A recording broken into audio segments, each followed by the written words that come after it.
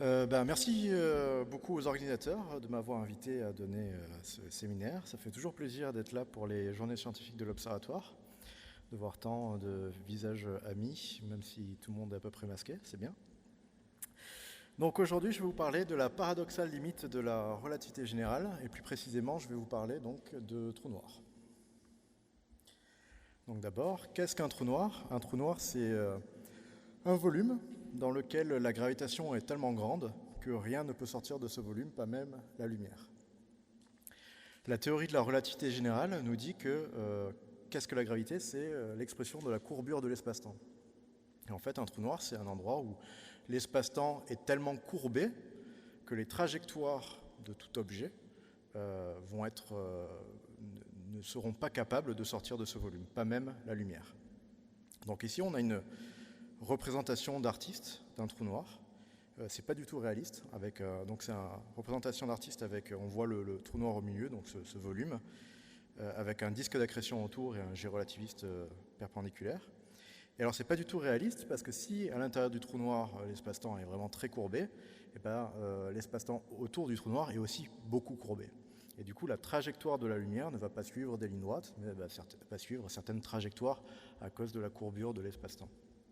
Et du coup, en fait, il va y avoir des effets de lentilles, ou on appelle ça de mirage gravitationnel. Donc c'est ce qu'on va voir dans la vidéo qui suit. Donc qui est une simulation de ce qu'on devrait observer pour un trou noir avec un disque d'accrétion. Notamment, on va voir la Voie lactée qui va passer derrière, et dont l'image va être déformée à cause de cet effet de lentille, donc qui est lié à la déformation de l'espace-temps. Alors on peut voir donc le disque d'accrétion. Il y a un petit problème là sur... je dirais que ça va. On peut voir le disque d'accrétion qui est parfaitement sur un plan, hein, mais on a l'impression qu'il passe soit en dessous, soit au-dessus du trou noir. Et ça, c'est donc lié à cet effet de lentille gravitationnelle, à la déformation de l'espace-temps. J'ai pas mal de bugs sur mon écran. Non, on dirait qu'il n'y a pas de bug. Alors je vais regarder ça parce que ça me perturbe pas mal. Zut. Voilà, alors un aspect qui est intéressant à remarquer pour la suite, c'est qu'il y a une asymétrie dans la luminosité du disque. Ça, c'est l'effet Doppler relativiste. Puisqu'il y a une partie du disque d'accrétion qui se dirige vers nous, et donc il est blue shifté, il y a plus d'énergie qui nous vient dessus, alors que la partie qui s'éloigne, au contraire, est redshiftée, il y a moins d'énergie, du coup la luminosité est moins grande. Donc ça, ce sera important pour la suite. Donc cette thématique a valu le prix Nobel en 2020, donc la thématique des trous noirs. En 2020, à Roger Penrose, Reinhard Genzel et André Haguez. Ces deux derniers, je cite, pour la découverte d'un objet compact supermassif au centre de notre galaxie, donc c'est ce qu'on voit sur l'image de gauche ici, qui représente, chaque point représente l'observation d'une étoile au centre de notre galaxie, la Voie lactée, entre les années 1995 et 2020. Et on peut voir donc après les ellipses qui correspondent à ces points. Donc ce sont des étoiles au centre de notre galaxie qui orbitent autour d'un objet qu'on n'est pas capable d'observer. Donc c'est ce qu'on va voir maintenant sur cette vidéo. Donc on a des étoiles qui semblent orbiter autour, donc ici d'un objet qui est marqué par une étoile, mais en fait on n'observe rien.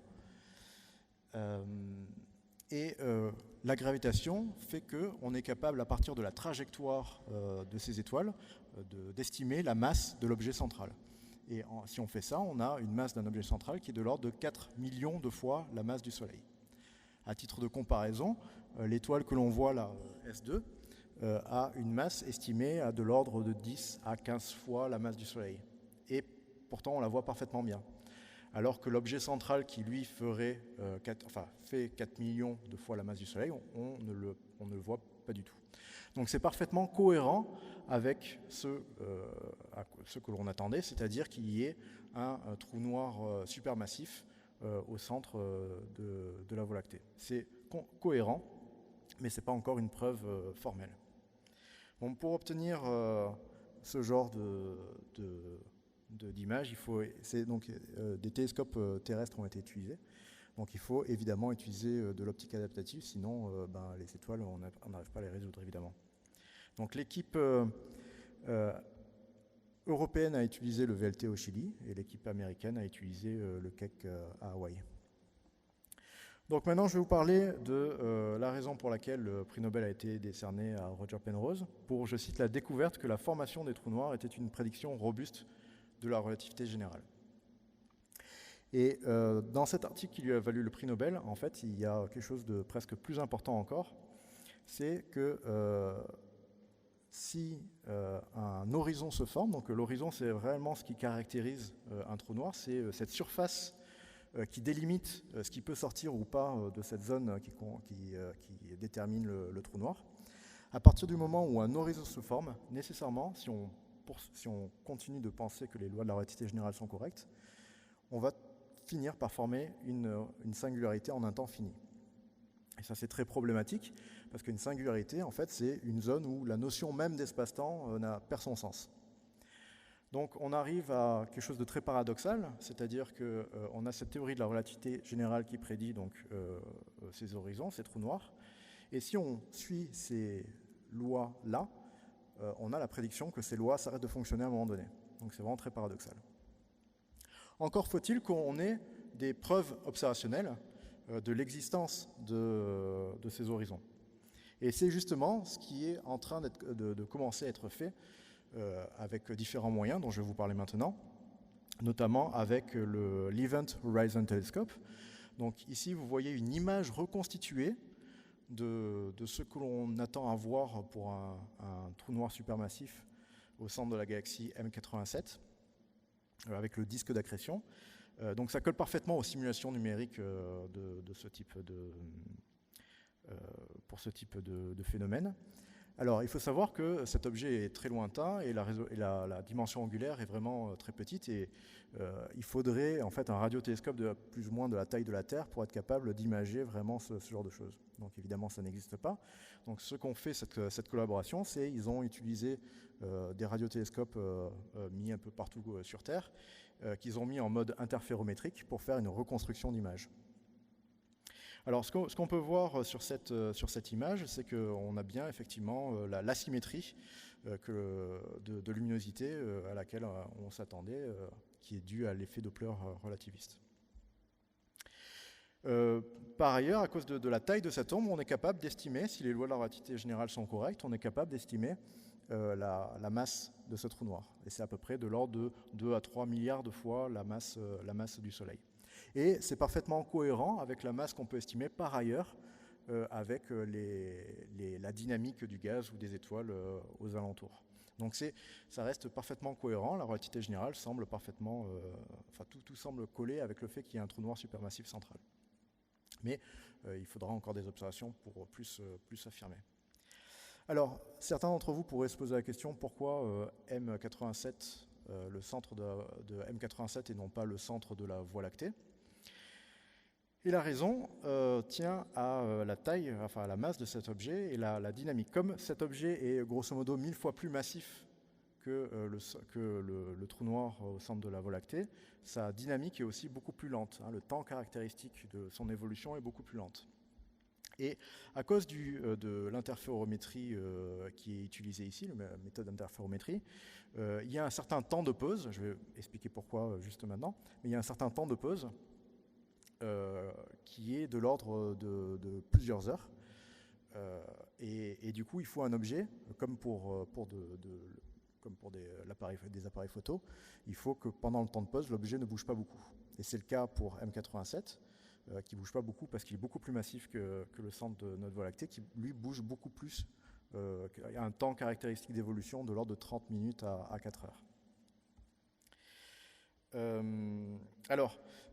Il se trouve 1000 fois plus loin, grosso modo, ce trou noir supermassif, ce qu'on pense être un trou noir supermassif, mais il est aussi 1000 fois plus massif à peu près, enfin un peu moins de 1000 fois plus massif, du coup, et comme la taille est proportionnelle et linéaire à la masse, du coup, en fait, la dimension angulaire de l'objet est à peu près la même que celle du centre de la Voie lactée. Mais par contre, il bouge beaucoup moins. Et alors pourquoi le temps d'exposition, le temps de pause en quelque sorte, est si long avec cette méthode? Simplement, pour tous les amis et collègues qui font de l'interférométrie optique à l'Observatoire de la Côte d'Azur, toutes ces personnes savent bien que pour être capable de reconstruire une bonne image d'un objet, il faut avoir beaucoup de points dans le plan de phase, le plan UV pour les intimes. Et comment on balaye ce plan UV, c'est avec la rotation de la Terre. Donc il faut juste attendre que la Terre bouge sur elle-même suffisamment pour être capable d'avoir suffisamment de points dans ce plan UV pour être capable de faire une reconstruction d'image. Et donc ça donne en fait l'équivalent du temps de pause que l'on a avec des appareils photo. Et donc c'est pour ça qu'on est obligé d'observer des objets qui ne bougent pas trop. Et quand je dis on, je ne participe pas du tout à cette collaboration, pour que ce soit bien clair.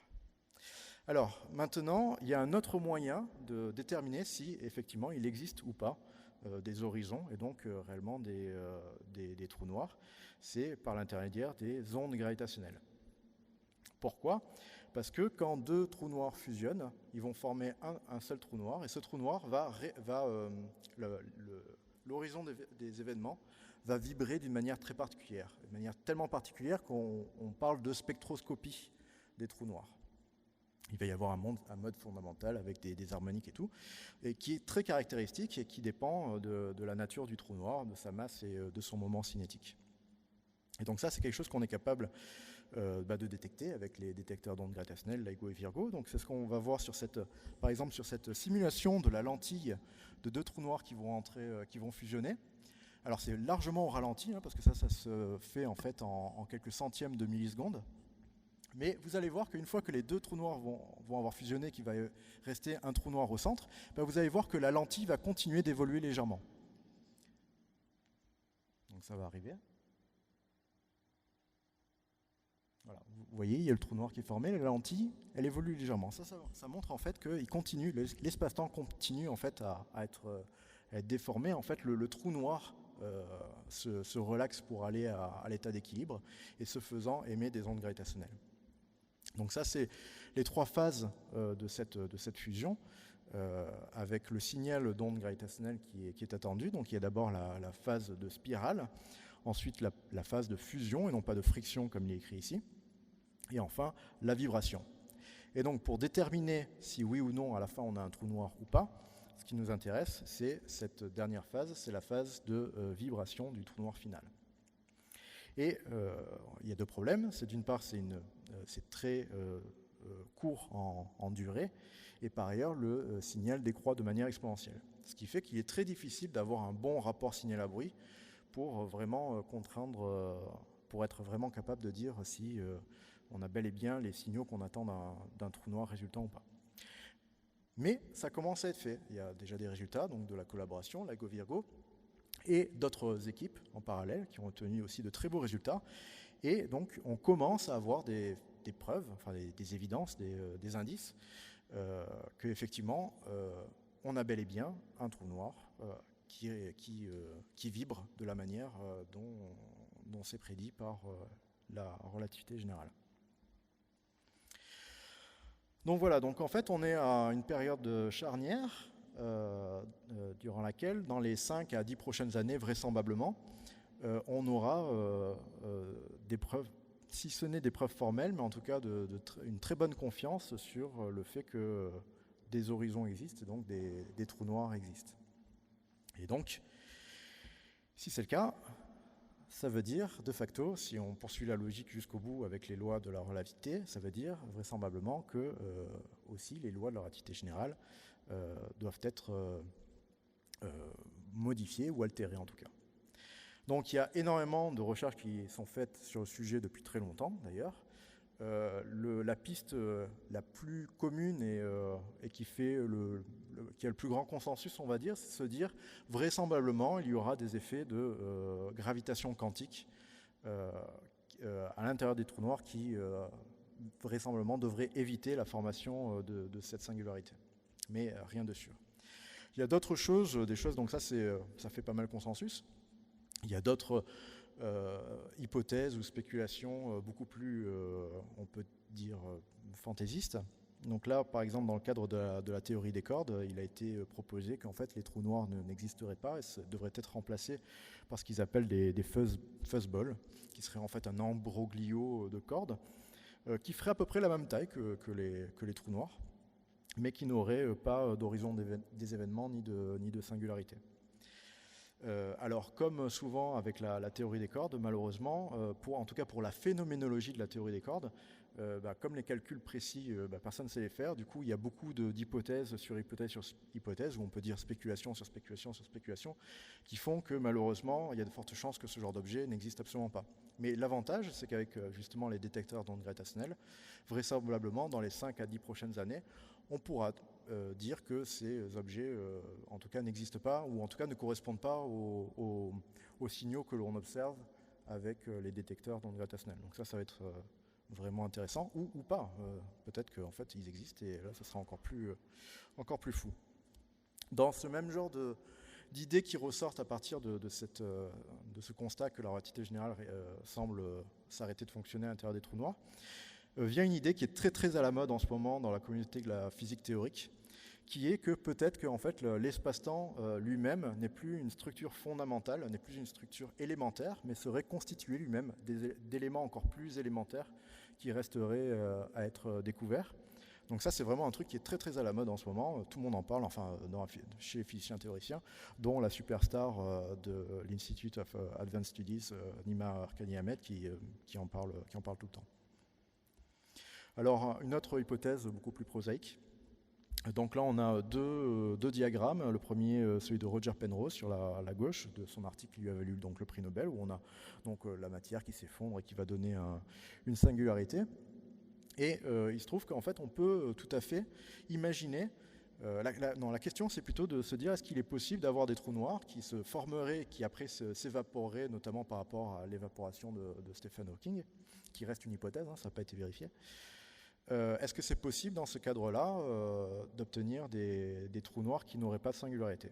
Et effectivement, ces trous noirs ne peuvent pas être dans le cadre strict de la relativité générale, hein, il faut la modifier d'une façon ou d'une autre, mais il semble possible de construire au moins mathématiquement des trous noirs qui n'ont pas de singularité. Donc c'est du domaine du possible, c'est juste du domaine...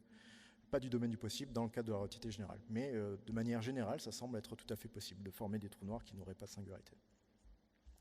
Donc je vais finir finalement par ce qui m'intéresse, ce qui me motive en ce moment, c'est donc la théorie de la relativité intriquée que nous avons proposée en 2015 avec Hendrik Ludwig, qui avait fait un étudiant qui était venu à Nice. Et donc pour ceux qui n'ont pas pu assister au séminaire que j'avais fait à l'Observatoire en mars, j'ai pas le temps malheureusement de parler de la relativité intriquée maintenant, mais donc c'est une nouvelle théorie une nouvelle théorie générale de la relativité que nous avons proposée et pour lesquelles on a de bonnes raisons de penser qu'elle pourrait potentiellement résoudre ce problème, le problème de singularité, parmi d'autres problèmes en fait. Et voilà, donc si ça vous intéresse, le séminaire que j'avais fait à l'Observatoire est en ligne sur YouTube, donc il suffit de taper Entangled Relativity, Entangled comme intriqué, entanglement, sur YouTube, et si ça vous intéresse, vous pouvez regarder le séminaire. Et sinon, en novembre, je crois, je vais refaire un séminaire sur le sujet, mais cette fois-ci grand public, donc pour expliquer plus les aspects un peu métaphysiques et philosophiques qui sont derrière cette nouvelle théorie générale de la relativité qui viendrait remplacer celle d'Einstein si elle fonctionne. Voilà, je vous remercie.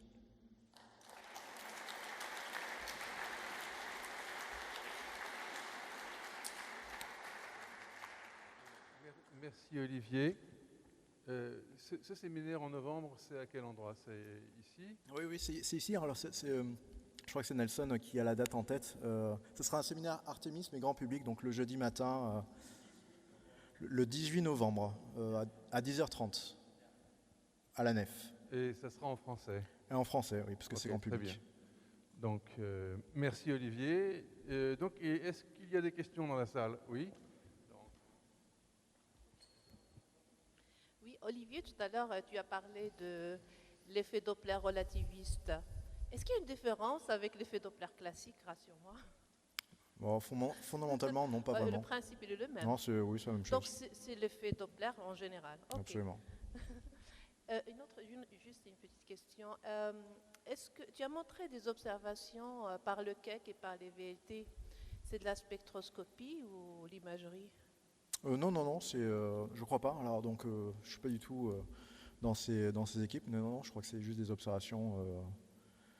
Non, il n'y a pas de spectroscopie. Oui, d'imagerie, oui, absolument. D'accord, merci. Bonjour, je voulais savoir, on observe les trous noirs un peu comme dans la vidéo, là, quand ils tendent leur horizon vers nous, mais si on regarde s'ils sont dans l'autre sens, enfin, si ça a un sens de dire ça, si on pointe en fait vers leur singularité, est-ce qu'on voit aussi quelque chose ou pas? J'ai pas bien compris. En fait, enfin, on les regarde. On voit des choses différentes si on est par exemple... si on observe, on va dire, si le disque d'accrétion est sur la tranche ou si on est au-dessus, on ne va pas observer exactement la même chose, forcément. Ouais. Dans le cas, si on est au-dessus, on devrait avoir une plus grande symétrie de la visualisation du disque d'accrétion. Donc ça dépend vraiment. D'ailleurs, on le voit dans la vidéo en fonction de l'angle qu'on a. D'ailleurs, par rapport à cette vidéo, je recommande, elle nous vient d'une excellente chaîne scientifique ScienceClick, Alessandro Roussel. ScienceClick sur YouTube. Donc c'est un jeune scientifique qui fait ses simulations.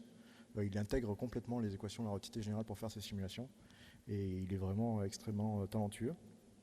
Et donc oui, on voit là en fonction de l'angle,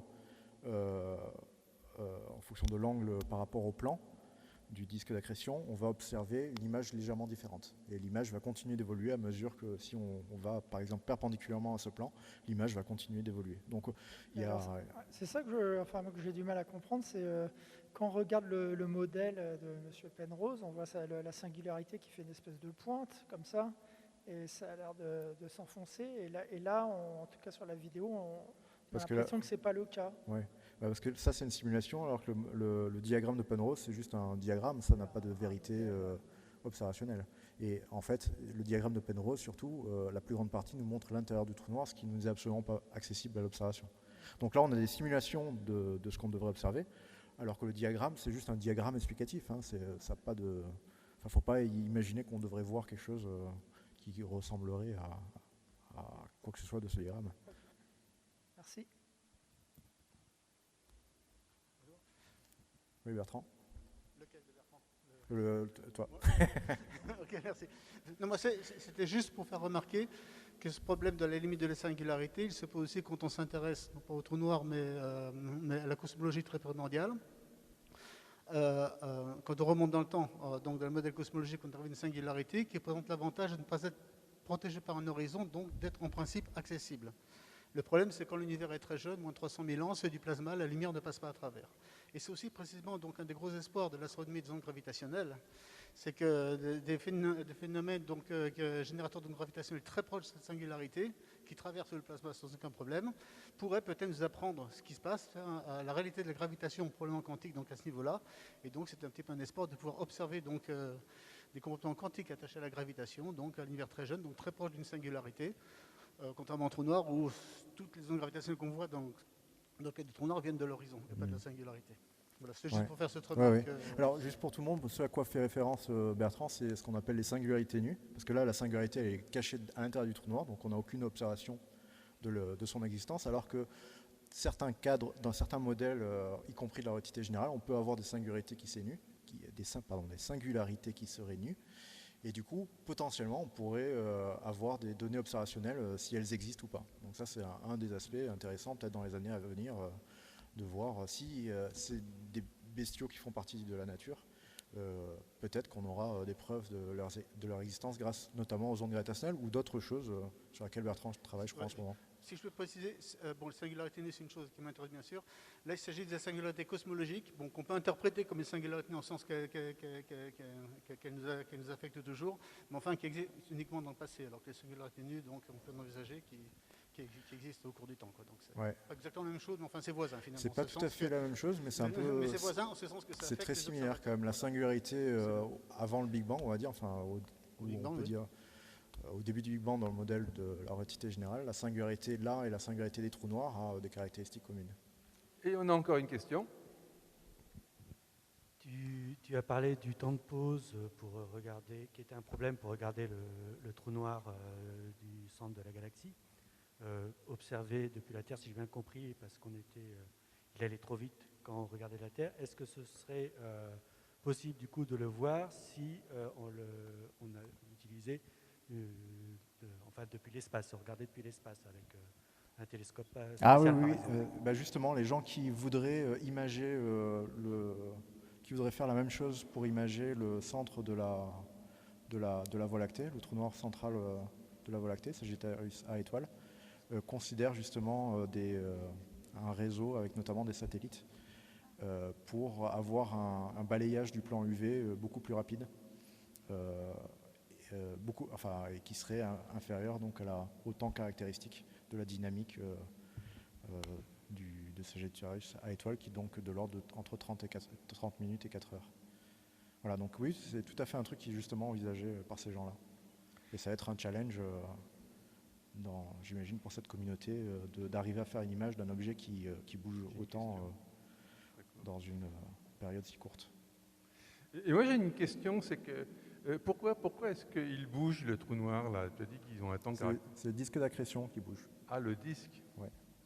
C'est la matière qui tombe dessus qui bouge et qui va bouger avec une dynamique en fait, qui va être proportionnelle à la masse du toute trou la noir. matière qui est au-dessus, qui tombe dessus, Oui. c'est elle qui... C'est elle qu'on Ok. voit en fait. Le trou noir en soi ne rayonne pas, Ouais. ou alors rayonne très peu si on pense que le théorème de Hawking est correct, hein, le rayonnement du trou noir par des faits semi-quantiques, une approche semi-quantique de la théorie des champs. Il rayonne essentiellement pas. Un trou noir, c'est essentiellement vraiment complètement noir. Très bien. Et il est d'autant plus, même s'il rayonne un peu avec ce rayonnement de Hawking, au plus il est grand, au moins il rayonne. Donc en fait, ces trous noirs supermassifs, on peut dire qu'ils rayonnent vraiment pas du tout.